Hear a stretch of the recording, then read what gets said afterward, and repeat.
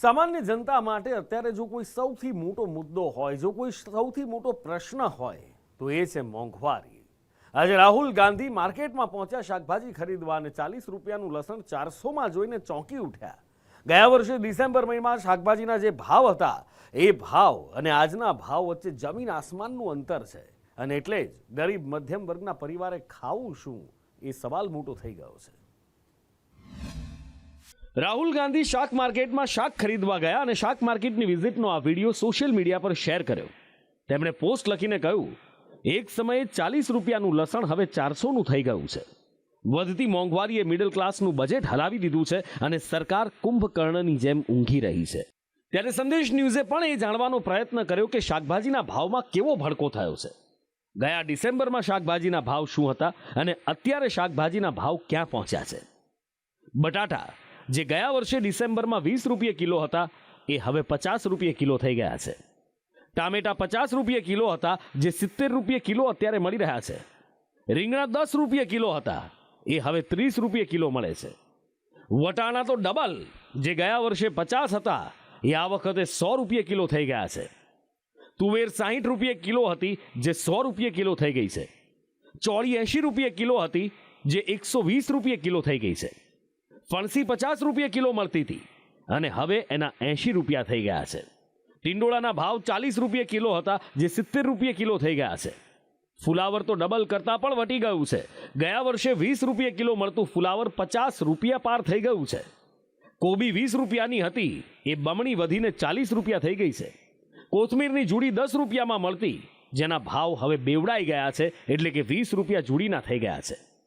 40 રૂપિયા મળતા લીંબુ 70 રૂપિયાના થઈ ગયા છે અને 70 રૂપિયા કિલો મળતા મરચા 100 રૂપિયાના કિલો થઈ ગયા છે। હવે આ લાલ ઘૂમ થયેલા ભાવની રસોડા પર શું અસર પડી રહી છે, બજેટ પર શું અસર પડી રહી છે, એ ગૃહિણી સિવાય બીજું કોણ કહી શકે। આ વખતે શાકભાજી ગયા વર્ષ કરતાં વધારે મોંઘું છે। ડિસેમ્બરમાં ગયા વર્ષે શાકભાજી સસ્તું હતું, આ વખતે તુવેર વટાણા બધું 100 રૂપિયા કિલો છે અને લસણ 400 રૂપિયા કિલો છે। બટેકા 50 રૂપિયા કિલો છે। હીરામાં મંદી છે, પોતે સિલાઈ કામ કરું છું એમાં પણ કામ નથી આવતું, તો અત્યારે ઘર કેમ ચલાવવું અમારે? મોંઘવારી છે, માન પૂરું પડે છે। અત્યારે 20 રૂપિયા અને 15 રૂપિયા હતા એના બદલે 50 60 પછી આપણે આમાં શાકભાજી ટમેટા તુવેરું ગમે તે શાક લો, પછી લસણ ઘીના ભાવ છે, તો આમાં માણસ કેમ કરીને પૂરું કરે? એ તો ગયા વર્ષે બટેકા 20 રૂપિયાના કિલો મળતા હતા, અત્યારે 50 રૂપિયાના મળે છે। કોથમીર મોંઘી થઈ ગઈ છે, શાકભાજી ડુંગળી બટેકા બધું મોંઘું થઈ ગયું છે ગયા વર્ષ કરતાં। અત્યારે શિયાળુ શાક પણ મોંઘા થઈ ગયા છે, ડબલ ભાવ થઈ ગયા છે બધાના। અરે વાત જ પૂછોમાં, આ વખતે તો બહુ એટલે આસમાને પહોંચ્યા છે ભાવ। પહેલાં 5 વર્ષ પહેલાં 10ના ને 5ના કિલો ટમેટા હતા, અત્યારે તો 50 60। શાકભાજી શિયાળુ ફલાવર વટાણા એ બધું 10 રૂપિયાનું કિલો મળતું હતું, અત્યારે તો 50 60થી નીચે જ નથી ઉતરતો ભાવ। આમાં સામાન્ય માણસો જાય તો ક્યાં જાય? શાકભાજીનો ભાવ જ આસમાને ચડ્યો છે। લસણ તો લેવા જાય તેમ તે લેવું જ નથી, ખાવું જ નથી। લસણ ડુંગળીના ભાવ બી અતિશય વધારે છે। શાકભાજીના ભાવમાં થયેલા ભડકાથી ગૃહિણીઓની સાથે સાથે વેપારીઓ પણ પરેશાન છે।